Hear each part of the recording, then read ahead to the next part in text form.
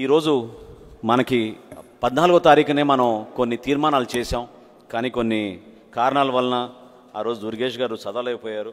ఆ తీర్మానాలన్నింటినీ కూడా మళ్ళీ మనకు వచ్చిన సజెషన్స్ ఫీడ్బ్యాక్స్ని బేస్ చేసుకుని కనీసం ఈ విస్తృత స్థాయి సమావేశంలో మనం ఈ తీర్మానాలని మనం ముందుకు తీసుకెళ్దామనే నిర్ణయం మన పార్టీ పెద్దలు చెప్పారు. కాబట్టి దాన్ని ఒకసారి నేను చదువుతాను, మీరందరూ చివరిలో దాన్ని ఆమోదిస్తే మనందరం కూడా ఈ తీర్మానాలని ప్రజల్లోకి తీసుకెళ్దాం.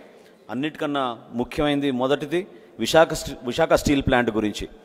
విశాఖ ఉక్కు కర్మాగారం తెలుగువారి ఆత్మగౌరవంతో ఆవిర్భవించినది. ప్రభుత్వ రంగంలో ఆంధ్రప్రదేశ్లో నడుస్తున్న ఏకైక భారీ పరిశ్రమ. 32 మంది ఆత్మ బలిదానాల్లో ఏర్పడిన ఈ కర్మాగారం ప్రైవేటీకరణను జనసేన పార్టీ వ్యతిరేకిస్తుంది. ఈ ప్రైవేటీకరణను ఆంధ్రప్రదేశ్ ప్రజలు కూడా వ్యతిరేకిస్తున్నారు. అందువల్ల తక్షణమే ఈ కర్మాగారాన్ని ప్రైవేటీకరణను విరమించుకోవాలి. మీరందరూ ఆమోదిస్తారా? రెండో అంశం, రాష్ట్ర రాజధాని అమరావతి. రాజ్యాంగబద్ధంగా ఏర్పాటైన రాష్ట్ర ప్రభుత్వం మీద నమ్మకంతో రాజధాని నిర్మాణం కోసం 33,000 ఎకరాలను 29,000 మంది రైతులు తమ సాగు భూములను త్యాగం చేశారు. ఇందులో ఎక్కువ మంది బడుగు బలహీన వర్గాలకు చెందిన సన్నకారు రైతులే. ఈ రైతాంగం త్యాగాన్ని జనసేన పార్టీ వృధాగా పోనీయదు. వారు ఈ ప్రయోజనం కోసం తమ భూములను అందజేశారో ఆ బృహత్తర కార్యాన్ని నెరవేర్చే బాధ్యత జనసేన స్వీకరిస్తోంది. జనసేన పార్టీ ఖచ్చితంగా అమరావతిని రాజధానిగా ప్రకటించడమే కాకుండా ఈ రైతాంగాన్ని మొత్తం కూడా మనం పేరు పేరున వాళ్ళు చేసిన త్యాగాల్ని గుర్తించుకుని నమస్కరించుకుంటున్నాం. మూడో అంశం, పెరుగుతున్న పెట్రోల్ ధరలు. పెట్రోల్, డీజిల్, గ్యాస్ ధరలు ప్రతిరోజు పెరగడంతో ప్రజలకు పెద్ద భారంగా మారుతోంది. ఆంధ్రప్రదేశ్ రాష్ట్రంలో రాష్ట్ర ప్రభుత్వం విధిస్తున్న పన్నులు ఆ భారాన్ని మరింత ఎక్కువ చేస్తున్నాయి. ఈ పన్నులు దేశంలో అన్ని రాష్ట్రాల కంటే ఆంధ్రప్రదేశ్లోనే ఎక్కువగా ఉన్నాయి.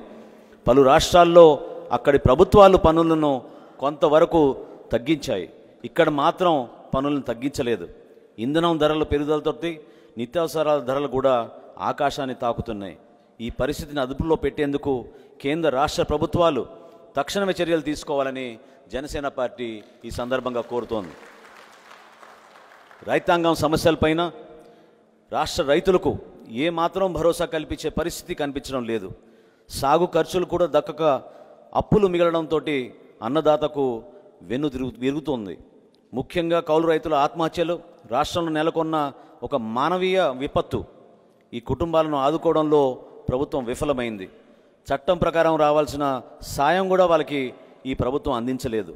జనసేన పార్టీ అధ్యక్షులు పవన్ కళ్యాణ్ గారు ఈ కుటుంబాలని ప్రత్యేకంగా ఆయన జిల్లాల్లో పర్యటించి వాళ్ళని పరామర్శించి ఆర్థిక సాయం అందించి భరోసా నింపడానికి ఒక ప్రయత్నం ఈ నెల 12వ తారీఖున అనంతపురం జిల్లాలతోటి ఆయన ప్రారంభించబోతున్నారు.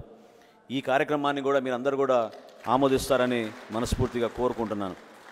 అదేవిధంగా ఆంధ్రప్రదేశ్ రాష్ట్రంలో మహిళలపైన పెరుగుతున్న దాడులు, ఇతర నేరాల సంఖ్య కలవరపరుస్తోంది.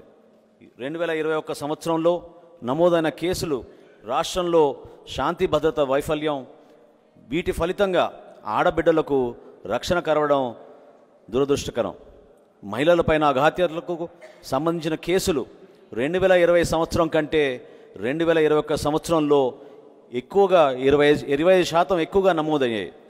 మహిళలపైన ఈ తరహా కేసుల విషయంలో దేశంలో ఆంధ్రప్రదేశ్ 6వ స్థానంలో ఉంది. ఈ పరిణామాలను జనసేన పార్టీ తీవ్రంగా ఖండిస్తూ ప్రచార ఆర్భాటాని కోసం చట్టాలు చేశారు తప్ప వీటి అమలు కోసం ఏమాత్రం కూడా ప్రభుత్వ వైఖరిని మనం ప్రజలకు అర్థమయ్యే విధంగా ఉపయోగపడే విధంగా లేదు. కాబట్టి ప్రభుత్వాన్ని మనం హెచ్చరిస్తూ ఈ తీర్మానం కూడా మనం ఈ సందర్భంగా చేయదలుచుకున్నాం. సో ఈ 6 అంశాలపైన మీరందరూ కూడా ఆమోదం తెలిపితే మనం ఈరోజు విస్తృత స్థాయి సమావేశంలో ఈ అంశాలని ప్రజల్లోకి తీసుకెళ్లే విధంగా మనం నిలబడదాం.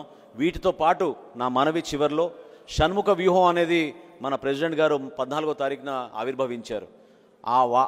ఆ సమాచారం దయచేసి అందరు నిలబడి ఆమోదిస్తారా? Okay, thank you very much. Party తరఫున ఖచ్చితంగా ఈ 6 అంశాలపైన చాలా బలంగా ప్రజల్లోకి తీసుకెళ్దాం. మీరు అందరూ ఆమోదం తెలిపినందుకు మీకు ధన్యవాదాలు. ప్రెసిడెంట్ గారు మార్చి 14వ తారీఖున ఆవిర్భావ దినోత్సవం సందర్భంగా షణ్ముఖ వ్యూహం అనే అంశాలపైన ఆయన చాలా లోతుగా మీ అందరికీ వివరించారు. ఇదే మన పార్టీ యొక్క మేనిఫెస్టో.